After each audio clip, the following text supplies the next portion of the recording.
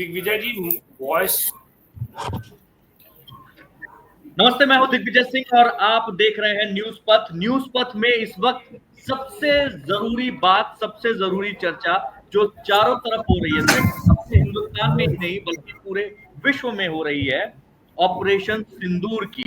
इस विषय पर चर्चा करने के लिए, इस विषय पर बातचीत करने के लिए हमारे साथ कई खास मेहमान मौजूद हैं। हमारे साथ इस समय रक्षा मंत्रालय के हिंदी विभाग के सलाहकार हमारे साथ चंद्रभूषण सिंह जी मौजूद हैं। बहुत बहुत स्वागत है सर। हमारे साथ एक प्राउड इंडियन और एक एंटरप्रेन्योर जिनके पास अपना एक तजुर्बा है, रितेश श्रीवास्तव जी मौजूद है। बहुत बहुत स्वागत है। मदन तिवारी जी मौजूद है हमारे साथ, जो कि एक नमस्कार। उनको भी जो है यहाँ पे खास चर्चा में जोड़ा गया है। आप सबसे इम्पोर्टेंट, सबसे जरूरी कि इस समय इस अटैक के बारे में, इस स्ट्राइक के बारे में चंद्रभूषण जी आपकी पहली प्रतिक्रिया।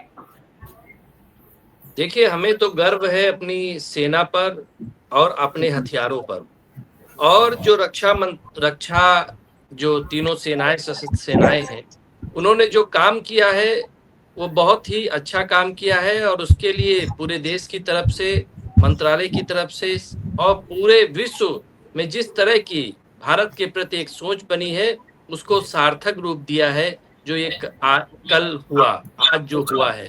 तो ये तो बहुत बधाई के पात्र हैं, जिन्होंने अपनी दृढ़ इच्छा से, शक्ति से और एकदम ईमानदारी के साथ जिस प्रकार से उन्होंने इस ऑपरेशन को कामयाब बनाया है, उसके लिए सभी को बहुत बहुत बधाई। रितेश जी, एक चीज बहुत, एक खबर सामने निकल कर आई कि मसूद अजहर के परिवार के 10 लोग मारे गए हैं। हालांकि मसूद अजहर खुद बच गया, लेकिन उसके परिवार के 10 लोग मारे गए हैं। और मसूद अजहर का बयान अभी आया कि भाई मैं खुद मर जाता तो अच्छा होता। इस ऑपरेशन सिंदूर ने कमर तोड़कर रख दी है आतंकवादी मसूद अजहर की।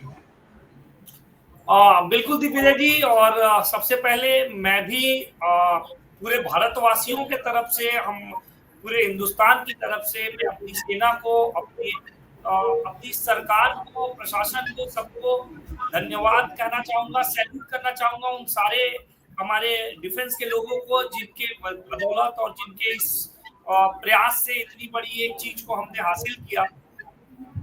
और जैसा कि आप बता रहे हैं कि जितना आतंकी हमला हुआ और पैड पे जितने भी आतंकी पैड पे हमले हुए हैं, जहां जहां पे आतंकवाद की कमर तोड़ने की कोशिश की गई है, तो ये एक आगाज है। अभी ये हमारे साइड से एक ये छोटा सा आगाज है हमारी। और सबसे बड़ी बात ये है कि अभी जो बंदा रखा गया है, जो बच्चा है, जिसके परिवार के लोग गए हैं, हमें सच बताऊं तो हमें कमजोर उससे भी अभी नहीं समझना चाहिए। और मेरी सरकार पे और हमारे सेना पे हमें पूरा भरोसा है कि आने वाले समय पे ऐसे बहुत सारी चीज करेगी जिससे पूरा पूरा पाकिस्तान की कमर टूटेगी। मदन, आपके परिवार के कई सदस्य आईटी में हैं आप, लेकिन आपके परिवार के कई सदस्य, आपके भाई, वो लोग इस समय खुद सेना में हैं और उन्होंने सेना में जो है लंबी सेवाएं दी हैं। आपकी बात हुई क्या उनसे? नहीं, उनसे तो बात आज की डेट में नहीं हो पाई है किसी भी से, क्योंकि उनका कांटेक्ट नहीं हो पा रहा उनसे। बट जैसा कि सुबह न्यूज में आज देखा कि जिस तरह से हुआ है, अभी जिस तरह से अपना विपक्ष दल हमलावर था कंटिन्यू उस पे गवर्नमेंट क्या एक्शन ले रही, किसी को कुछ नहीं पता था। केवल न्यूज में बातें चल रही थी कि ये होगा, कब होगा, किसी को नहीं पता था कुछ भी। मगर एकाएक जो भी हुआ है बहुत अच्छा हुआ है। जैसा कि अभी रितेश सर ने बोला है कि हमारी जो सेना है उसके लिए बहुत बहुत धन्यवाद, उसने बहुत अच्छा काम किया है। जो भी हमारी सरकार है उसने एक्शन लिया, उस पर काम हुआ। जैसा कि मसूद अजहर के बारे में बताया कि वही मसूद अजहर है जिसने कंधार में वहां पे हमें उसे छोड़ना पड़ा था आतंकवादियों के लिए। मगर जिस तरह से उसका बयान आया, बीबीसी न्यूज ने दिखाया वहां पे उसका बयान, जो कि बहुत सही लगा देख के कि वो खुद बयान दे रहा है कि अगर मैं भी मर जाता तो अच्छा होता। इस तरह से आतंकवादियों का कमर तोड़ना बहुत अच्छा रहेगा, क्योंकि वो खुद इतना पस्त हो जाएंगे, निराश हो जाएंगे कि वो भी सोचेंगे कि अब मर जाए तब भी ठीक है मेरे लिए। तो ये बिल्कुल बहुत बिल्कुल चंद्रभूषण जी, आपके पास आना चाहेंगे। एक बड़ा इंपॉर्टेंट सवाल उठता है कि यहाँ पे जो कुछ हुआ है, जो स्ट्राइक हुई है, उसके बाद से अभी पुंछ में, खासतौर पे जम्मू कश्मीर का जो इलाका है, वहां पे गोलाबारी शुरू हुई है। पिछले 14 दिन से पाकिस्तान लगातार स्ट्राइक, वहां से लगातार हमला कर रहा था, हमलावर हो रखा था। अब आपको क्या लगता है कि पाकिस्तान अपनी तरफ से इस चीज का, या तो आप कह दें कि क्या वो कुछ ज्यादा ही एग्रेसिव होगा, या फिर उसको ये समझ में आएगा कि वाकई अपने घर में आतंकवादियों को पनाह देना गलत है? देखिए, वो उनको आज भी, अभी भी जो एक्टिविटीज वहां पर हो रही हैं, उन आतंकवादियों के मरने के बाद भी पाकिस्तान के कमांडर्स, पाकिस्तान की फौज के लोग उनके जनाजे पर खड़े हुए हैं। वहां पर पाकिस्तान के झंडे को वो लोग उनके शव के साथ लपेट रहे हैं। तो पाकिस्तान, देखिए, पाकिस्तान न कभी अपनी सोच बदलेगा। क्यों? क्योंकि उस देश को आतंकवादी ही चला रहे हैं। इसलिए भारत को कभी भी पाकिस्तान पर विश्वास नहीं करना चाहिए। वो हो सकता है डिप्लोमेट, क्योंकि जिस प्रकार से भारत सरकार ने उनकी रणनीति और उनको तोड़ दिया है, चारों तरफ विश्व में उनका कोई, उनकी खबर लेने वाला नहीं है आज। तो उन लोग उसको भरोसा रहा होगा कि अमेरिका कुछ बोलेगा, कोई और दूसरा कोई देश कुछ बोलेगा। लेकिन जिस परिस्थितियों में भारत ने अपना कड़ा रुख दिखाया है, उसके बाद विश्व का कोई और देश कुछ बोलने के लायक नहीं है। क्योंकि भारत ने अपने सटीक हमले जहां पर करने चाहिए थे वहीं पर किए हैं, और उन आतंकवादियों को ही मारने का प्रयास किया है, ना कि किसी पाकिस्तानी किसी भी नागरिक की तरफ। तो पाकिस्तान पर हम कभी विश्वास नहीं कर सकते। देखिए, न वहां की सेना विश्वास के लायक है, और ना ही पॉलिटिकल वहां की जो पार्टियां हैं वो विश्वास के लायक हैं। तो इसलिए भारत को अभी भी सतर्क रहना चाहिए, और पाकिस्तान को इसको जड़ से समाप्त करने की तरफ भारत को काम करना चाहिए कि आतंकवाद मतलब पाकिस्तान, पाकिस्तान मतलब आतंकवाद। तो इसका तो भारत इस बार पूरा इसका इलाज करेगा। एक तीर से कई निशाने साधने की कोशिश की गई है। एक सवाल और उठता है, रितेश के पास चलूंगा, कि अभी जो मीडिया ब्रीफिंग हुई है उसमें 2 महिला अफसर दिखाई दी जिन्होंने इसको ब्रीफ किया, रितेश। खासतौर पे कमांडर व्योमिका सिंह थी और कर्नल कुरैशी। इन लोगों की जो बॉडी लैंग्वेज थी और इनका जो वक्तव्य था वो वाकई देखने लायक था। और ऑपरेशन सिंदूर के सक्सेस को इनसे बेहतर और कोई नहीं बयां कर सकता था। आप क्या कहेंगे इस पर? बिल्कुल सही बोला दिग्विजय जी। आप एक बात समझिएगा, हमारे भारत में एक नारी शक्ति को जो जगह दी गई है, या इतना बड़ा चीज को अगर देश के सामने लाने के लिए, दुनिया के सामने लाने के लिए अगर एक नारी शक्ति को चुना गया है, आज के पहले मैंने शायद ही कभी सुना हो कि ऐसे इन चीजों को देश के सामने कोई नारी शक्ति प्रेजेंट कर रही हो। उसमें भी एक सबसे बड़ी चीज है कि भारत के अंदर जो आतंकवादी चाहते थे, ये दो धर्म के बीच में लड़ाई, उसको कॉन्फ्रेंस में ही तोड़ दिया गया और दिखा दिया गया कि दो अलग अलग मजहब के लोग मिलकर जब देश की बात आती है तो एक साथ खड़े होते हैं। और उन लोगों के कंधों में जो भार दिया गया उसके लिए बहुत ही सराहनीय इन लोगों का योगदान रहा, और बहुत ही अच्छे तरीके से उन्होंने इस चीजों को बहुत संक्षिप्त में इन्होंने एक्सप्लेन किया। और एक चीज और बोलना चाहूंगा, जैसा कि चंद्रभूषण सर ने बताया कि हमें पाकिस्तान पे कभी भरोसा नहीं करना चाहिए, ये बिल्कुल ही सही बात है। इसका मैं या यूं कह लीजिए, एक लेमैन की भाषा में अगर एक एग्जांपल लेने जाऊं तो आप देखिए, कभी भी जो कुत्ता काटता है, कभी रोड पे चलते हमेशा पीछे से पैर पे काटता है, और जो शेर हमला करता है ना तो सामने से हमला करता है। तो यहाँ पे पाकिस्तान की हालत वही है कि अगर आप उसको छोड़ के आगे बढ़ गए तो कब वो पीछे से आके आपके पैर पे काट लेगा उसका भरोसा नहीं। तो उसके लिए आपको और हमको सबको सतर्क होने की जरूरत है। बिल्कुल बिल्कुल, न सिर्फ सतर्क रहने की आवश्यकता है बल्कि एक बहुत जरूरी कदम उठाने की आवश्यकता है। उसी को देखते हुए आज कई जगहों पर मॉक ड्रिल चल रही है, मॉक ड्रिल हुई भी है, और कुछ जगहों पर मॉक ड्रिल होने की संभावना है, जो होने वाली है। इस तरीके की जो तैयारियां की जा रही हैं, उन तैयारियों के बारे में चंद्रभूषण जी एक बार मैं जानना चाहूंगा कि उसके लिए, क्योंकि आप रक्षा मंत्रालय से एज ए सलाहकार जुड़े हुए हैं, कुछ उसके बारे में बताएं। दिग्विजय जी, मैं एक विषय पॉइंट और ऑपरेशन सिंदूर के बारे में कहना चाहूंगा कि देखिए, ये विषय जो हमला किया गया था पहलगाम में, वो हमारी स्त्रियों के सिंदूर मिटाया गया। अब देखिए, हम भारत माता की जय करते हैं, भारत माता, हम स्त्री प्रधान, यहाँ पर महिलाओं का बहुत सम्मान है। और पाकिस्तान सोची समझी आतंकवादियों की साजिश थी कि केवल पुरुषों को मारो। आप समझिए कि देखिए, ये जो विचार, एक गंदा विचार जो पाकिस्तान का या उन आतंकवादियों का था, वो धर्म के साथ साथ हमारी स्त्री प्रधान जो समाज है, देश है, उसमें उस स्त्री को वो कर दो, अलग कर दो। जब पुरुष नहीं रहेगा तो काम कौन करेगा, नौकरी कौन करेगा। तो इस विचार के लिए इस ऑपरेशन का नाम सिंदूर दिया गया। और ये देखिए, ये हमारी संस्कृति से जोड़कर इसको देखा गया कि ये बात हमारी उन बहनों की है, उन बेटियों की है, उन माताओं की है जिन्होंने अपने पतियों को धर्म पूछकर मार ये किया, वो हो गए, शहादत दी उन्होंने। और आने वाले दिनों पे देखिए, जो आपने कश्मीर सेक्टर बताया, वहां पर जो गोलाबारी हो रही है या फायरिंग हो रही है, उसका भी 1-2 दिन के अंदर ऐसा जवाब दिया जाएगा कि वो एलओसी के पास जो उनकी चौकियां बनी हुई है वो ध्वस्त हो जाएंगी, आधी हो चुकी हैं। लेकिन वो हम लोग भी इस प्रयास में हैं कि ये जो छोटी छोटी हरकतें करता है, जिससे कि हमारे सिविलियंस की हानि होती है, एक्सपायर होते हैं, वो खत्म हो जाए और पाकिस्तान को उसके अंदर तक घसीट के उसी के हथियारों से मारा जाए, तब जाके भारत को सुकून मिलेगा।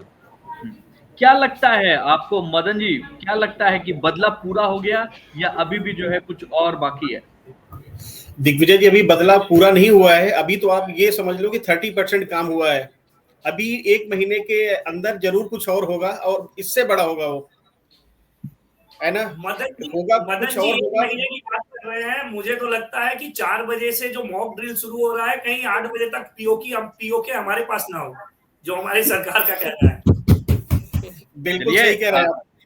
नहीं, यहाँ पे 2 चीजें बड़ी इंपॉर्टेंट है। पहली चीज तो ये कि आप जब पीओके की बात उठा रहे हैं, ऐसा पहली बार हुआ है। इसके पहले जो हम लोगों ने बालाकोट पे स्ट्राइक किया था रितेश जी, उसमें हम लोगों ने जो पाक अधिकृत कश्मीर था, वहां पे हम लोगों ने स्ट्राइक की थी, वहां पे हम लोगों ने हमला किया था। इस बार जिस जगह को हम लोग पाकिस्तान में मानते हैं कि ये जगह पाकिस्तान में ही है, वहां पर हम लोगों ने स्ट्राइक की है और वहां पर मसूद अजहर जैसे बड़े आतंकवादी की कमर तोड़ने का काम किया है। परिवार के 10 सदस्य जिस पर उसको बहुत नाज था, जो इस पूरी आतंकवादी कम्युनिटी कह सकते हैं मुहिम चलाते थे, लोगों को ट्रेन करते थे, वहां पर ये हमला हुआ जो कि अपने आप में काबिले तारीफ है। एक बड़ी जरूरत चर्चा का टॉपिक है चंद्रभूषण जी, जो भी हमला हुआ है बड़ा सटीक हुआ है। इस बारे में बार बार व्योमिका सिंह भी कह रही हैं कि जो भी टारगेट था सिर्फ वही टारगेट निशाने पे लिया गया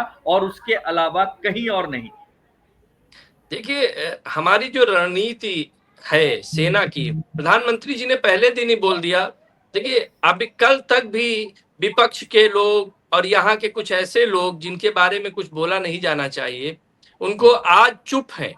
मैं सोशल मीडिया या कई प्लेटफॉर्म पे देख रहा हूं कि इस देश के जो नागरिक हैं, वो नागरिक ऐसे भी कुछ नागरिक हैं जो भारत माता की जय बोलने के साथ इस जो हमने बदला लिया है उसमें भी उनको दुख हो रहा होगा। आप देखिए, ये भारत को इधर भी युद्ध लड़ना है और उधर भी युद्ध लड़ना है, आप समझिएगा। इससे जब तक अभी तक ये कुछ हम लोगों ने रिएक्शन नहीं दिया था, तब तक ये लोग सवाल पूछ रहे थे, कैसे होगा, क्या होगा, स्टेप बताइए, कितने दिन में होगा, क्यों होगा। और जब कल हो गया तब किसी का कोई मुंह नहीं खुल रहा है। ऐसे लोग हैं जो कल तक कुछ सवाल पूछ रहे थे, आज हमारी सेना को वो धन्यवाद भी नहीं कर रहे हैं, आपको बता दें। तो भारत को अभी भी अपनी रणनीति, देखिए प्रधानमंत्री जी जिस रणनीति के साथ भारत को आगे लेकर जा रहे हैं, सेना को उन्होंने खुली छूट दी है और कहा है कि देखिए, कोई भी ऐसा स्टेप नहीं लेना है जो भारत की अस्मिता पर, उसकी संस्कृति पर या उसके जो पल है, उसका पुरुषार्थ है, उस पर कोई कमी आए। तो सोची समझी पूरी तरह सोच एग्जैक्टली समझ के काम लिए जाएंगे। बिल्कुल बिल्कुल बिल्कुल। और इसी चीज पे इसमें इस पूरी कार्रवाई में, इस पूरे एयर स्ट्राइक में एक अहम भूमिका रही एनएसए हमारे अजीत डोभाल जी की। अगर आप उनको हिंदुस्तान का जेम्स बॉन्ड कहें तो बिल्कुल भी अतिशयोक्ति नहीं होगी। एक सवाल उठता है रितेश यहाँ पे कि पूरे दुनिया में एक मैसेज गया जिसमें से रूस की प्रतिक्रिया थी, चीन की थी, सऊदी अरब की थी, इन सब लोगों को खुद इस कार्रवाई से अवगत कराया गया। डोभाल ने खुद स्पष्ट रूप से बताया भी, समझाया भी कि ये कदम आतंकवाद के खिलाफ है। अजीत डोभाल जी की इस रणनीति के बारे में क्या कहेंगे आप? सर, अगर आप अजीत डोभाल जी के बारे में बोलेंगे तो शायद हमें नहीं लगता है कि हमारे पास कोई शब्द होगा। एक ऐसा व्यक्तित्व है वो, जो मुझे लगता है कि आज हमारे देश के सक्सेस होने में या हम सुरक्षित यहाँ बैठ के जो बातें कर रहे हैं, इसके पीछे उनका बहुत बड़ा योगदान है और बहुत बीते कई वर्षों से बहुत बड़ा योगदान है। तो मतलब उनकी रणनीति और उनके प्लान के बारे में तो मतलब शब्द कम है। और जो प्लानिंग उनकी होती है, आप एक छोटा सा एग्जांपल यही ले लीजिए कि सिर्फ उस पैड पे, उस एरिया पे इस पे इंडिया ने अटैक किया। जबकि अगर आप न्यूज देखते, आप देख ही रहे हैं, आपको पता होगा पाकिस्तान पहले से उन सारे जगहों से सारे मदरसे बंद खाली करा दिया था। पाकिस्तान पहले से उसे पता था, उसको पता था, उन्होंने मदरसे खाली कराए थे, जितने आतंकवादियों के अड्डे थे उसको खाली करके रखा था। उसमें बहुत कम जगह ही थी जहां पे उसको ओवर कॉन्फिडेंस था कि यहाँ पे कोई नहीं हमला नहीं कर सकता भारत, वहीं पे कुछ लोग बैठे थे। अदरवाइज वो पहले से प्रिपेयर होकर बैठा था। तो फिर भी पाकिस्तान अगर सिर्फ उनका नुकसान करना चाहता, इंडिया अगर उनका नुकसान करना चाहता, तो ऐसी जगह पे हमला करता जहां पे उनके बाकी लोग सिविलियन भी बैठे हुए हैं। बट उसके बावजूद पाकिस्तान में सिर्फ पाकिस्तान की कमर तोड़ी गई हमारी सेना के द्वारा। सिर्फ उस जगह पर अटैक किया गया, वहां पे भी भारत ने ये ध्यान रखा कि हमें कहां पे करना है और आतंकवाद और आतंकवादी को खत्म करना है। पूरा पाकिस्तान अभी भी तबाह करने की कोशिश नहीं की। ये सब उनकी रणनीति। इसी वक्त हम लोग की बातचीत के दौरान ही एक बड़ी खबर आ रही है जम्मू कश्मीर से। वहां पे जो सीएम है उमर अब्दुल्ला, उन्होंने अधिकारियों की एक बैठक बुलाई है और ये बैठक खास तौर पर इसलिए बुलाई गई है कि जो वहां पे मौजूदा स्थिति बन रही है उसको देखकर एक आपातकालीन बैठक बुलाई गई है। और उस बैठक में ऑपरेशन सिंदूर के बाद जो सीमावर्ती इलाके हैं वहां पर अलर्ट जारी कर दिया गया है। जितने लोग वहां पर सेना के जो जवान थे, जिन लोगों की छुट्टियां थी या कुछ भी थे, उन सब की छुट्टियां ऑलरेडी रद्द कर दी गई थी। और इस समय जम्मू कश्मीर के जो मुख्यमंत्री हैं उमर अब्दुल्ला, उन्होंने ये एक स्टेप उठाया है और अधिकारियों की मीटिंग, आपातकालीन मीटिंग अभी वहां चल रही है। एक चीज और चंद्रभूषण जी, जिस तरीके से ये जो हम लोग का बैसरन घाटी पे हमला हुआ था, चीजें सामने आई, उसके बाद क्या अब इस बदले के बाद, इस हमले के बाद वहां पे घाटी में वापस सैलानी पहुंच पाएंगे या पहुंचने के लिए जो उनको कह सकते हैं आप हिम्मत चाहिए, जो साहस चाहिए वहां पहुंचकर एंजॉय करने का, क्या वो विश्वास जता पाएंगे? देखिए, कश्मीर हमारे लिए केवल एक टूरिज्म नहीं रहा, ये तीर्थ का भी हमारा बहुत महत्व रखता था। देखिए, कश्मीर को जब हम अभी और भी एक्सप्लोर करेंगे तो हमारी वहाँ सनातन परंपराएं हैं। हम कश्मीर को क्यों इतना लगाव करते हैं, इतना पैसा खर्च करते हैं सरकार द्वारा वहाँ, हम हमारे जवान वहाँ 24/7 रहते हैं, हर वक्त पे इतनी फोर्स डिप्लॉय की जाती है। कश्मीर केवल टूरिज्म पार्ट नहीं है, आप समझिएगा इसको। देखिए, वहाँ हमारी इतनी अमरनाथ यात्रा जुड़ी हुई है, वैष्णो देवी की कई चीजें। हम शांत प्रिय देश हैं, हमने कभी कश्मीर को ये नहीं महसूस करने दिया कि आप लोग वहां भूखे रहेंगे या किसी हालत में चले जाएंगे। देखिए, ये देश बहुत बड़ा देश है और इस देश को शांति प्रिय देश इसलिए कहा गया है कि इस देश ने कभी किसी पर बिना मतलब में आक्रमण नहीं किया। हम अपनी सीमाएं बढ़ाना चाहते तो हम अपनी सीमाएं पाकिस्तान, अफगानिस्तान या कहीं और भी बढ़ा सकते थे, लेकिन हमने हमेशा इस नीति पर चलने का प्रयास किया कि शांति से कोई भी, वो कश्मीर तो हमारा है, पाक पीओके भी हमारा है और हमें उसको अब ये समय सही समय है जिस पर हमें पीओके की तरफ बढ़ना चाहिए और वो जो बचा हुआ ऑक्युपाइड कश्मीर है उसको भारत मेन कश्मीर के साथ जोड़ना चाहिए, तब जाकर हमको धीरे धीरे कुछ शांति प्राप्त होगी। देखिए, और जो टूरिज्म सेक्टर है वो आएगा धीरे धीरे, जो परिस्थितियां हुई मोदी जी ने बहुत सी परिस्थितियां देश के साथ, कश्मीरियों के साथ, उनकी कश्मीरियत के साथ देखा और उनको बहुत सी चीजें ऐसी दी, लेकिन कुछ ऐसे अराजक तत्व वहां पर भी आज भी हैं जो उसमें इन्वॉल्व रहे होंगे या उनकी सोच में रहे होंगे, तो उनको भी बदलना पड़ेगा। वो समझना पड़ेगा कि भारत की संस्कृति क्या है, यहाँ की सोच क्या है, और उस सोच के साथ हम कैसे परिवर्तन की तरफ बढ़ें। और इस बार कश्मीर ने अपना वो जज्बा दिखाया। जब पहलगाम हमला हुआ तो हजारों लोग बाहर निकल कर आए और उसका विरोध किया। तो ये देखिए परिवर्तन है। ऐसा परिवर्तन पहले कभी नहीं देखने को मिला था जो आज देखने को मिल रहा है कि विपक्ष के मुस्लिम नेता ओवैसुद्दीन हो या और कोई और भी बहुत सारे लोग हों, उन्होंने इसका बहुत विरोध किया और पाकिस्तान को बड़े शब्दों में कहा। लेकिन आज भी कुछ ऐसे लोग हैं जो अपनी उस जाहलियत से बाहर नहीं निकल पा रहे हैं। उनको निकलने की जरूरत है और ये समझने की जरूरत है कि भारत एक सांस्कृतिक देश है और उस देश की अपनी परंपरा है, अपनी संस्कृति, अपनी शांति है। हमें उसके साथ चलना पड़ेगा, ना कि देश आपकी चीजों के साथ चलेगा, आपकी शांति के साथ चलेगा। बिल्कुल बिल्कुल। रितेश जी, एक लाइटर नोट पे एक सवाल है कि इस बार ऑपरेशन सिंदूर में पिछली बार जब जो है एयर स्ट्राइक की गई थी तो कुछ पार्टियों ने सबूत मांगा था। इस बार सेना ने खुद ही पहले ही सबूत दे दिया, उसके बाद बात कर रहे हैं कि भैया पहले सबूत ले लो फिर बताते हैं कि हमने किया क्या है। सर, अब लोगों को समझ में आ गया है। अगर इसको इस भारत पाकिस्तान और मतलब मैं पीओके की बात करूं और इंडिया की बात करूं और पाकिस्तान की बात करूं, तो अगर इसको मैं अपने सनातन धर्म के ग्रंथों से जोड़ूं तो आपने महाभारत में कौरव, पांडव और द्रौपदी का जो किरदार था, यहाँ पे पीओके हमारी द्रौपदी जी की जगह रखी गई है और पाकिस्तान कौरव है और इंडिया इस समय पांडव का काम कर रही है। तो बहुत जल्दी आप देखेंगे इसका अंत भी ऐसे ही होगा। चलिए, एक अंतिम वक्तव्य लेना चाहेंगे चंद्रभूषण जी आपसे। एक लास्ट सवाल है, अंतिम सवाल है कि अब आप आगे क्या देखना चाहते हैं? सरकार का एक एक्शन आपके सामने है, आप ऐसा क्या और देखना चाहते हैं जिससे जो है आपको लगे कि हाँ भाई ये बदलाव पूरा हुआ?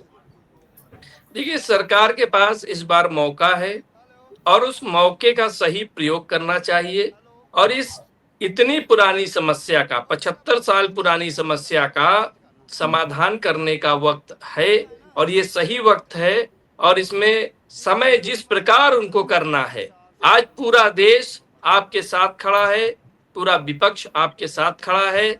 आपको फैसला लेना है, आपको क्या करना है, समस्या का समाधान करना है और वो समस्या का समाधान पूरे देश के हित के लिए होगा। बिल्कुल बिल्कुल। मदन जी वही सवाल है आपसे भी, क्या देखना चाहते हैं? देखो, अभी तो जैसा कि मैंने इससे पहले बोला था कि बिल्कुल देखना चाहेंगे। अभी तो हमें लगता है 30% हुआ है, अभी 70% और होना चाहिए, क्योंकि जब तक पूरी तरह से खात्मा नहीं होगा तब तक ये निकलते रहेंगे इस तरह से। और कंटिन्यू इनके लोग हैं जो कि जगह जगह से ले आते हैं लोगों को भड़का के और वहां पे जाके इन्हें आतंकी संगठन में जोड़ते हैं। और अब ये इनके फैमिली वालों को भी नहीं पता होता है कि उनका लड़का कहाँ चला गया, कहाँ गायब हो गया। उसके बाद वो पता चलता है कि कश्मीर घाटी में आतंकी बन के पैदा हो गया है। तो मैं यही चाहता हूं कि दोबारा से हो वहां पे स्ट्राइक होना चाहिए ऐसे, और अगर जरूरत पड़े तो अंदर घुस के और मारना चाहिए, जहां जहां इनके अभी बहुत सारे कैंप हैं कि जो कि इनके बहुत सुरक्षित एरिया में है। जैसे आपने अभी मसूद अजहर का देखा, और एक है वो और भी सिक्योर एरिया में है जहां पे उसके आर्मी सिक्योरिटी है। तो चाहिए वहां पे भी किसी तरह उसे मारना चाहिए, नहीं तो ये लोग अगर पनपते रहेंगे ये करते रहेंगे। ये रितेश जी दिग्विजय जी, मैं सिर्फ, अगर आप पूछते हैं हम और क्या देखना चाहते हैं, तो हम बस इतना ही चाहते हैं कि हमारे बच्चे जो अभी पढ़ाई कर रहे हैं उनको जब पढ़ाया जाए तो उसमें भारत का नक्शा किसी भगवे कलर के पेपर पे प्रिंट निकले और उसका साइज थोड़ा बड़ा हो जिसमें पाकिस्तान गायब हो। बस इतना ही देखना चाहते हैं। क्या बात है। बहुत बहुत धन्यवाद आप सभी लोगों का और इस चर्चा में भाग लेने के लिए। उम्मीद करते हैं कि हम लोग ऐसी एक परिचर्चा आगे भी कर सकें। चंद्रभूषण जी आपका तहे दिल से शुक्रिया, रितेश जी बहुत बहुत धन्यवाद, मदन जी बहुत बहुत शुक्रिया जुड़ने के लिए। जय हिंद। धन्यवाद। जय हिंद।